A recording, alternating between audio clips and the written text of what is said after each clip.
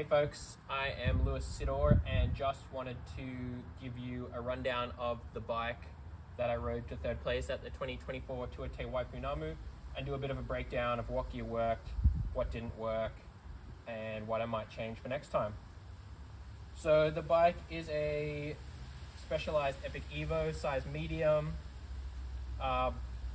dual suspension. We've got 120 mils travel up front and 110 in the rear. I opted for the dual suspension because it's fun. There's a lot of big backcountry technical descents on the route and I really wanted to be able to enjoy those, but also a sense of safety and security, you know, a bit more of a cushion, maybe margin for error on some of those descents, but also just on such a technical and rough course over the course of the 5 days out there. It's just going to help sort of keep your body in one piece and keep you a bit more comfortable, and I was absolutely really happy with that decision. Beyond that, I did make some decisions that sort of came with a bit of a weight penalty, but were going to afford me a bit more control or reassurance, again, in those sort of technical backcountry settings. So the drivetrain was Sram GX Derailleur, XX1 Cranks, just Shimano XT Pedals. They're a classic. The bike did come with Sram brakes, but I opted to swap those out for Shimano SLX 4-pots. Just much prefer Shimano brakes. 4-pots for the extra power, paired with 180mm Ice-Tech rotors. So they're really good at dissipating heat on those big descents. And then also swapped out the pads for metallic pads. For me, bikepacking, metallic pads is a no-brainer. Just lasts so much longer. Organic pads, you know, like in bad conditions, you could go through a pair on one big descent. So just not worth it there for me. Metallic can be a bit noisier, but you know, better bite and yeah, just way better longevity. The front wheel is actually just the stock alloy front wheel. I opted to not run a dynamo for this race, and so that was the only other front wheel that I had, with a specialized ground control front tire. So it's kind of in that light trail aggressive XC category. Very sure-footed, maybe a little slow. That's potentially one thing I would change in the future, is just to go to a fast track up front. I went with a grid casing, which is a little bit of extra sidewall and casing protection. Really glad that I went with that. Just meant that I could throw it into situations with a lot of confidence and not have to worry about sidewall tears or piercing the casing or anything like that, which I know a lot of people have had issues with on the TTW in the past. Out back, I've got a Shram Dirthoop that's tried and true. The specialized fast track there, so like I said, a faster rolling XE tire, but still with the grid casing. Seat post, if you followed my race at all, you'll know that that was a bit of an issue for me. I'm really glad that I went with the dropper. 100% the right call there, but this was just the stock Manic X Fusion post that came with the bike. I really thought about swapping it out before the race. I didn't, and obviously lived to regret that. Specialized power saddle, which I've been running for years and just works for me. Up front, with the cockpit, I've got some Pro handlebars. I think it's a 10mm rise, 9-degree sweeps. They're pretty comfortable, and I find carbon bars are super reliable at this point. And the layup of them, they just sort of factors in a lot of compliance, which is really good for, you know, that small bump absorption, and really helps keep the hands happy. Speaking of keeping the hands happy, these Ergon GS1's Evos, they're a fairly new grip from Ergon. I actually really like them. A fairly big platform, a little bit smaller than the classic GP touring grips, but overall I really like them, and pretty soft and flexible there. I got a bell just for the shared use trails and stuff, and then these Spirgrips in a Barends. Electronics wise, I was running a Phoenix BC26R headlight, which is run with 21700 batteries, and a Garmin Edge 540, which was awesome. It's actually my first time racing not with an E-Trex, but the Edge 540, I started getting like 36 hours battery life with some settings tweaked there. So I only had to recharge it a couple of times, and that was awesome. And then a Moon Orion little flasher in the back. Other than that, we're moving on to gear. So my sleep system up here, and there was a couple of layers in there. So that's a Revelate Pronghorn harness and bag. Then my bivy system is an SOL Escape Light bivy, which has some, sort of reflective thermal properties in itself. And then I have a synthetic half bag, custom made from Terra Rosa, which just sort of comes up to my waist. I paired that with a Patagonia synthetic jacket. Now in the pockets I do have a few things right away for sleeping. I've got just a little fleece beanie. I've got a mosquito head net. And then I do have a really light and small little head torch there, which is nice just to know that in a worst case scenario I have a backup, but a kind of nice to just have like a little head torch to use around camp, setting up stuff if I so need it. Over here I have a Revelate mountain feed bag. I would have a little bit of snacks in there, but mostly that was stuff like chamois cream, sunscreen. Along the way I've taken a few things out of there post race, but I think I had some insect repellent and a couple other things that I would need throughout the days, some electrolyte tabs. Up front here I just had bars and stuff in my bike bag dude, gas tank. Then that's a USB-C cable.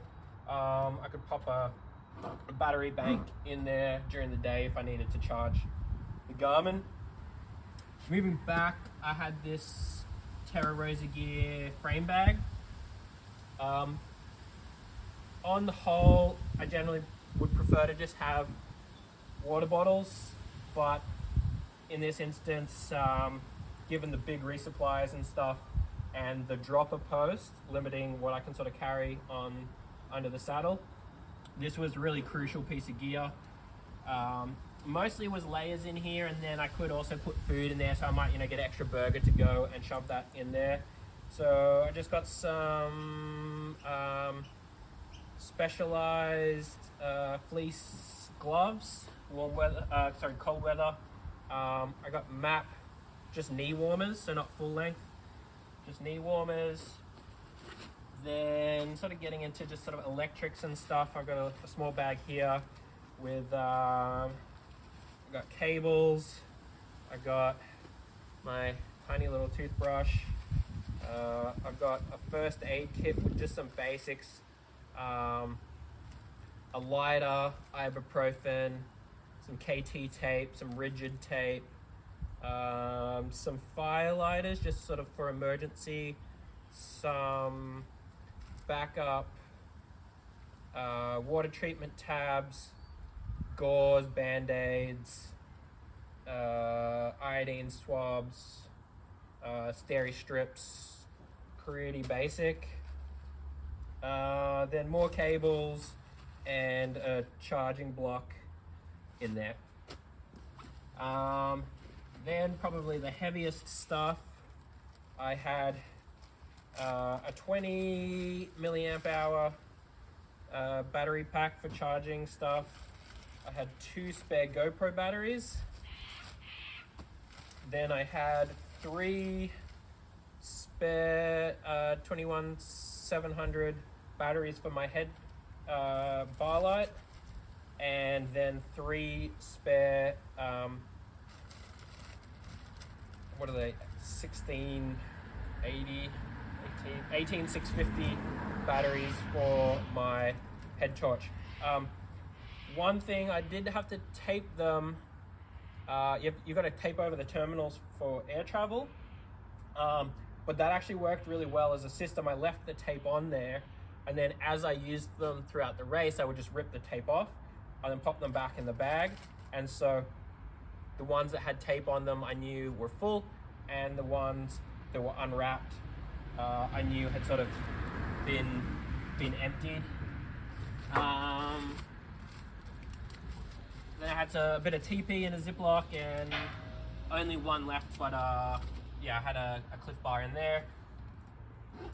Then on the other side, I had a spork. I did have a couple of dehy meals with me, so needed some way to eat those, and then just my passport in a waterproof bag. Beyond that, we're just getting to tools left on the bike and spares. So just a little dry bag with a ski strap under the saddle to keep it really minimal.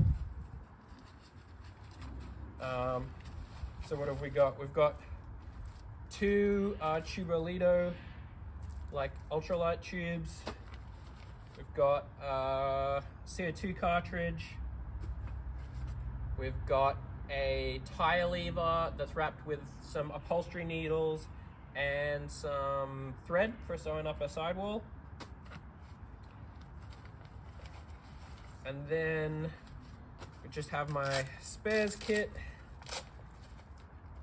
So I've got a PD's CO2 inflator.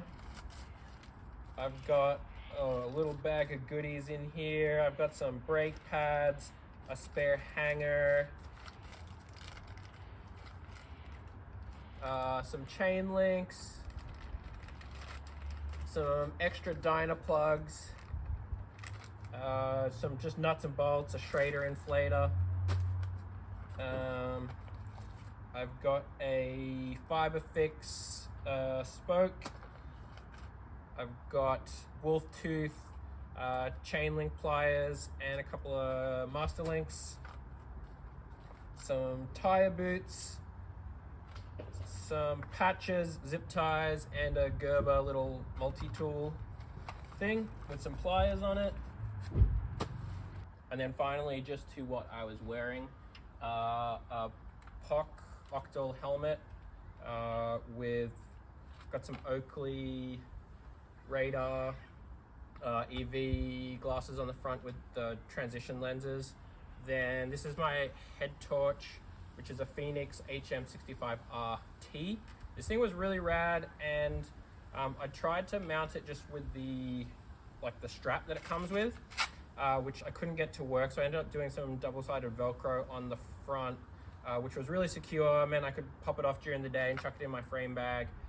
And also because it wasn't like a top-mounted torch like a lot of mountain bike torches are, it meant I could have my hood up while it was still on, whereas a hood going over a helmet could be inhibited by a light on the top. So that worked out really well.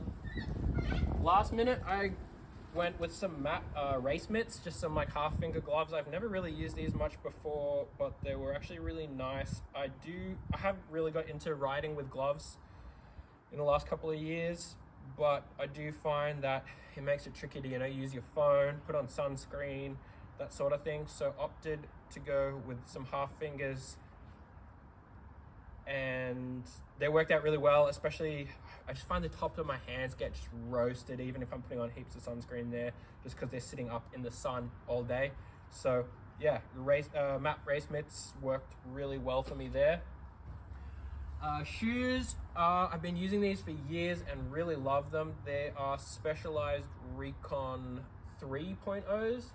I got them brand new just before the race, and they've held up incredibly well considering how much walking we did. They're just sort of like your, a fairly classic XC shoe with 2 boas, but with a couple of exceptions, they just dry incredibly quickly and breathe really well, which I really appreciate for these long efforts, and especially for TTW with a million creek crossings. Feet were constantly getting wet, but it meant that they were drying out really quickly. And then they also are designed to, they're quite stiff from, you know, sort of the ball of the foot back, so they pedal really well, but forward of that, they have a fair bit of flex designed into the toe area, so they actually walk really well for something that looks like an XC shoe. Then wearing, we'll sort of flip around to the back. So I sort of had some of my most used layers in the back here of my jersey pockets. Sometimes they would move into the frame bag, especially when it was really hot, but for the most part I like sort of just having them on hand. So I've got a map neck gaiter or buff, whatever you want to call it, a map draft vest, you know, just sort of take the edge off the wind, a really nice small packable layer there, and then some map arm warmers, pretty standard. One of the other things, so the jersey is a map evade. I really like this color, and was also nice just to go something a bit lighter that wasn't going to absorb the heat just as much. But one of the really nice features, it has this zip pocket on the back. So I had a basic wallet in there with my cards and ID and stuff, really small, but it was nice having it in that zip pocket, just knowing it was on my person at all times, but there wasn't any chance of losing it. The jersey, these are Evade jerseys, I've been using them for a while now, and they're just like super comfortable. They breathe really well. Yeah, like just probably my favorite jersey going, and really happy with that. Was just so comfortable over the course of the 5.5 days. Then a map team base layer and the map team bibs. Again, just super comfortable. I didn't have any saddle sore issues or anything like that. I used a little bit of chamois cream, but really not that much. I think a little bit on the first day and a little bit on the last day, and in between I didn't really end up using any. And then finally, the last sort of thing that tied it all together was this Osprey Duro running vest. Mostly this was just for hydration, but it was, yeah, super convenient to keep other things on hand. So I had my GoPro in this pocket here. I could sort of pull that out one-handed, use it and pop it back, and I had that on a bite mount, so kind of mouth guard little thing. You can just pop it in there and do some no hands shots. Then I did have a sort of running soft flask 600ml in the front here, and I lost that on the second to last day.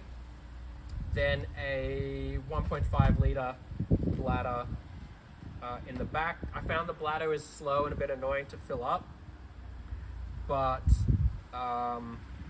the combination of the two worked really well. The 2 litre capacity was more than enough, especially with some hot days in the mid-30s.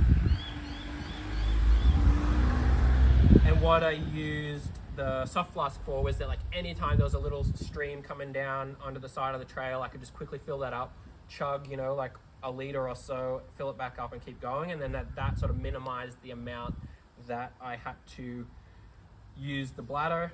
Then up front, I just had some cable headphones. Usually I run AirPods just sort of day to day. I opted to just sort of keep things simple and not chew into my battery life by using the cable headphones. They were a bit annoying, but it did the job. What did I have in there? I had a little bit of ibuprofen in there. Just some minor stuff on hand. Some NoDoz, 100 milligrams of caffeine, SPF chapstick, and smooth chain lube. I love this stuff, but I ran out of it about halfway and had to pick some other stuff up in Methven. I had a little carabiner clipped on here. My Garmin had a tether on it, and it allowed me for the bike carry sections, because it was often off track, no track, very minimal track, that I could clip that with the tether here and have it dangling down. I'll pop it into the pocket and then sort of pull it out while the bike was across my shoulders and be able to check navigation. For quick access, I had my rain jacket here, which is a Montbell Versalite. Really nice and light. Quick deploy there, and I could actually fit that over my vest. I didn't have too much else in here. Some Noon hydration tabs and a couple more Cliff bars. A Crank Brothers multi-tool. My Garmin InReach, which died a couple of days into the race. And I ended up with a spot tracker from the event organizers to finish me off for the race. I'm still not sure actually what happened to the InReach, but yeah, it just stopped turning on and wouldn't take any charge or anything. Finally, in the handlebar bag, I almost forgot about that, but my last pieces of layers, these were things that ended up wearing on the last day when the weather hit, but knowing that the forecast early on was pretty good, I kind of had them tucked away in the end of the handlebar roll. And that's some Bora Gear waterproof rain mitts and some Montane Minimus rain pants, which are really great. I like these a lot, just enough, but I really like they have these Velcro cinches around the ankles, which helps keep it out of your chain. Yeah, that was everything. Honestly, everything worked really well. There's not much I would change. A lot of people ran aero bars. I didn't, and I wouldn't. I did have a bit of bar tape wrapped on my bars here, just so I could lean down on there and hold onto my bar bag. I just think that while there was a few times where I was like, oh, I really wish I had aero bars right now, mainly the first day and the last day. I don't think I would have gained too much out of having them, and I think they just really slow down your steering and your handling in the technical terrain, and it's a bunch of extra weight. So yeah, wouldn't choose to run them again. Like I said, I would still run a dropper post, just not this dropper post. I think I'm going to try a one-up dropper. And then other than that, everything was perfect. Like I said, I took a bit of a weight penalty with the 4-pot brakes and the heavier tires and stuff, but 100% would go that route again. I thought it was the right choice. Only thing, as I said, I would change is maybe sort of downgrade the tread on the front tire.